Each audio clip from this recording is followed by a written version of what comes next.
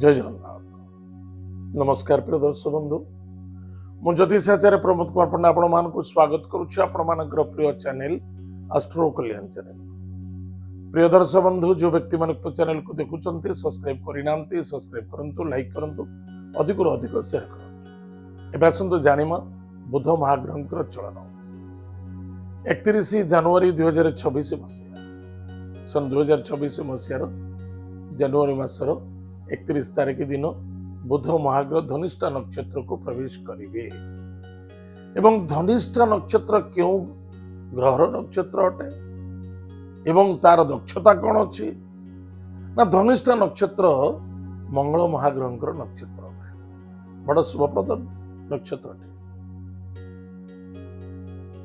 जेतबेले धनिष्ठा नक्षत्र को बुध प्रवेश करती से कौन फलाफल मिले, अर्थनैतिक क्षेत्र में जबरदस्त सफलता मिलता है, सुख शांति समृद्धि मध्य मिलता है, भाग्यर परिवर्तनता मध्य देखा देता है। सामाजिक क्षेत्र में बहुत किसी लाभ होता है। जो माने सामाजिक सेवा लगती बा पॉलिटिक्स लाइन अच्छी से जबरदस्त सफलता देखा दे। गृहस्थ मध्य अर्थनैतिक क्षेत्र लाभ मिल, परिवार रे सुख आनंद भ्रमण एवं विद्यार्थी मान विद्या क्षेत्र जबरदस्त सफलता प्राप्ति अच्छे। ताले आज आम जानिमा बुध महाग्रह जेतबेले धनिष्ठा नक्षत्र को स्थान परिवर्तन करुचंती क्यों क्यों राशि उपरे कौन फलाफल अच्छी आज आम जानिमा। प्रथमतः शुभ फलप्रद जानिबा वृष राशि। वृष राशि व्यक्ति मानक पई कौनसी भी कार्य करुचंती बुध महाग्रह जेतबेले धनिष्ठा नक्षत्र प्रवेश करुचंती आपण प्रत्येक कार्य रे प्लानिंग अनुसार कार्य करंतु, निश्चित रूप से सफलता मिलिबो। माता पिता सहयोग मध्य प्राप्ति अच्छे, किंतु जदि माता पिता को आपण श्रद्धा करिवेनी आदर करिवेनी आपण कौन सहयोग मिलिबो, किछि मिलिबोनी। किंतु एठी बुध महाग्रह कहूँ जो माता पिता सहित माने संपर्कता नष्ट हो जाइतिला पुनः सुसंपर्कता देखा दब। विद्यार्थी विद्या क्षेत्र उच्च फल शिक्षा प्राप्ति करेंगे।